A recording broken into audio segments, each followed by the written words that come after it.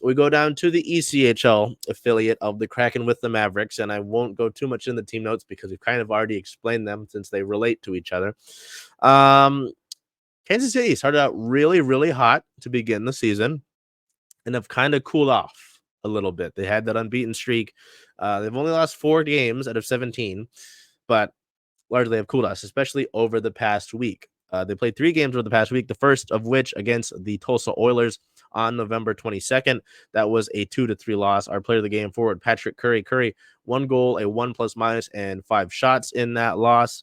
They would get 2 days between their next game. November 24th versus the Wichita Thunder at home. This was a 5-2 win, a nice 5-2 win. Our player of the game forward, Luke Saturno. Saturno, 2 assists, 1 plus minus, and 1 shot on the day. They would play. That was the first of a back-to-back against Wichita at home. The next game, they would lose to the Thunder by a score of 4-6. Our player of the game forward, Cade Borchardt,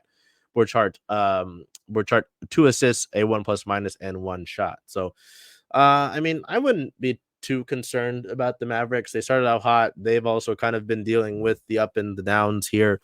As I mentioned, on the 20th, Tucker Robertson went back up. LaFontaine's been up and down. He came back down.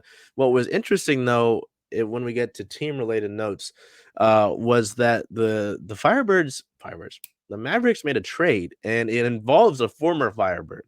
On the 27th, the team traded for forward David Cotton. From the Florida Everblades, pardon me. So Kansas City received David Cotton.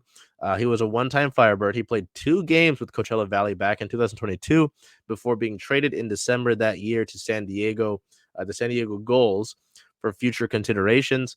He's 26 years old. He's appeared in more than 100 career AHL games across his 4-year pro career, playing 7 games with Florida so far this season, in which he's tallied 2 assists, 2 points, a 7 plus minus, a negative 7 plus minus, in those games. He was originally drafted by Carolina and the Hurricanes. So interesting here. In return for trading Cotton to Kansas City, the Florida Everblades received the rights to defenseman Jordan Sambrook. So interesting there to see the Mavericks make a move. They do have a strong record. They sit at 13 wins, 4 losses for 26 points. They are second in the Mountain Division and second in the Western Conference of the ECHL. Looking ahead, they've got a 3-game slate.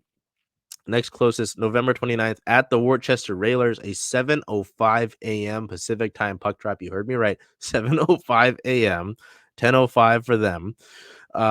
Then they continue on the road with the first of a back-to-back against the Maine Mariners. That December 1st game is 4:15 p.m. Pacific time for the puck drop, and then December 2nd versus the Mariners is a 3 p.m. Pacific time puck drop. So from there, we will have our Kraken prospect segment. Obviously, there are Kraken prospects throughout the hockey world that aren't necessarily with an affiliate team, whether it be the ECHL team or the AHL team.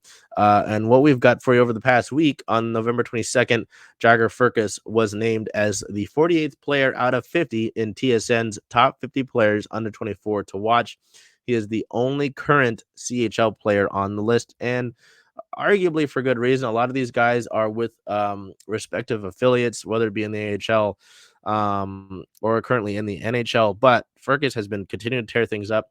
He continues to lead the WHL in points, in goals. He's not there with assists in the top 5, but he's just been incredible. He's top 5 in power play assists, game-winning goals. He's number 1. He's tied for second in first goals, second place in insurance goals as well. So he's also 4th in plus minus. So, I mean, again, we've all kind of been following along with Jagger Firkus. If you're not, follow CSS_futures. Boo, boo, boo, boo. But yeah, it's been really incredible to see Firkus and what he's been able to do so far, what Moose Jaw is doing, and it'll be exciting when he comes up here to see him in game action. So